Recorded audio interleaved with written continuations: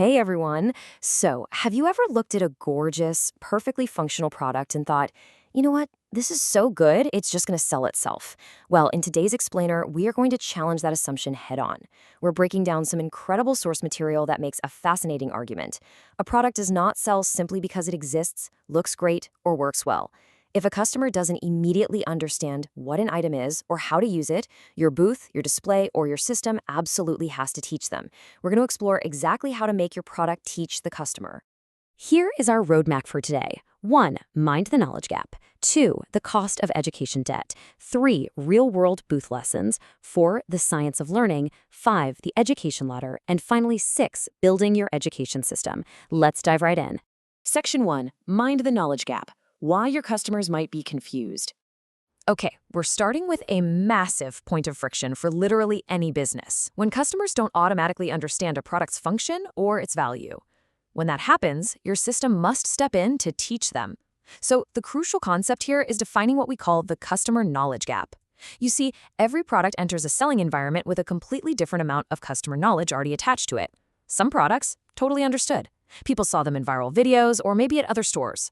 But other products arrive with absolutely no shared explanation. The customer looks at it and they honestly don't know whether to squeeze it, spin it, click it, or just leave it entirely alone. The gap is the literal difference between what your product requires them to know and what they actually already know. The math behind this is stark. The product understanding required minus the customer knowledge already present equals the exact amount of education work your business is forced to provide. It's simple, right? The larger that gap, the more education you have to supply before that customer can fully value what you're selling. You really cannot develop a product in a vacuum, ignoring what your customer does or doesn't know. Moving on to Section 2, the cost of education debt. This is the hidden drain on your sales floor. Ignoring that education gap creates a hidden, incredibly expensive monster for your business. We call this monster education debt. I want you to think of education debt exactly like you'd think about technical or financial debt. When a product requires explanation and you don't deliberately build that explanation into your selling system up front, you're basically taking out a loan, and you are going to pay for it inefficiently later. It's that repeated selling friction created when a customer is just left completely alone to figure out your product without enough help. And if you pretend this debt doesn't exist, well, how do you pay for it? You end up paying for it one confused customer at a time. Unpaid education debt shows up as damaged samples because people are yanking things apart that are actually meant to be pushed together. It appears as excruciatingly slow checkouts, crowded aisles around your demonstrations, and really weak conversion rates when your staff is just way too busy to give a private one-on-one lesson to every single shopper. You end up with products that look like weak sellers when the real problem the whole time was just confusion. All right, Section 3, real-world booth lessons, clickers and spinners.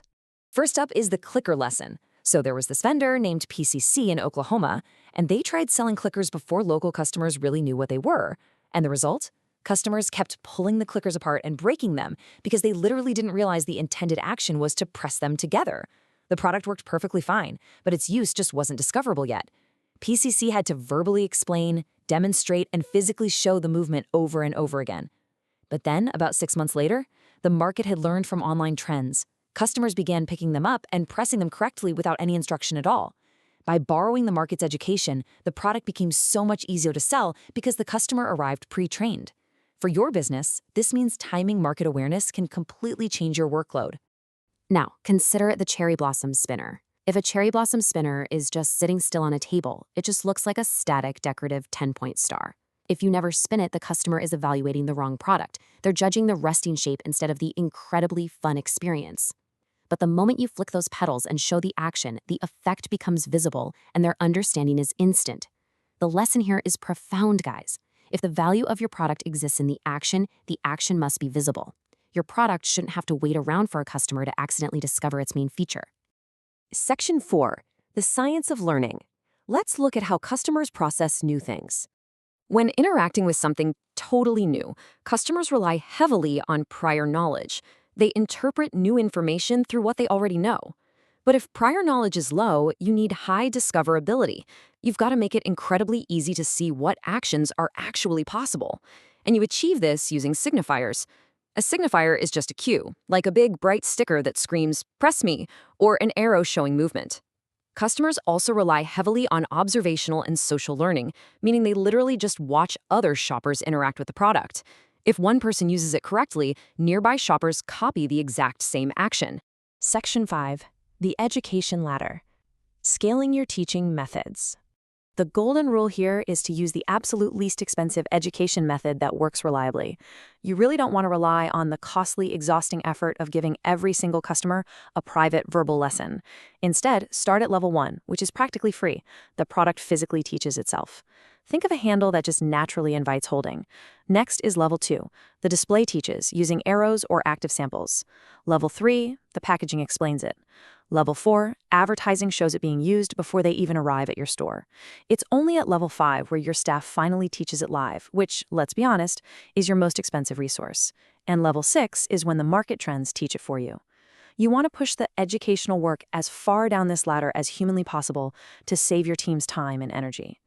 Which brings us to Section 6, building your education system, designing the solution. Okay, it's time to build out a highly efficient education system for your products. If you absolutely have to teach, you must master what we call the one-breath rule.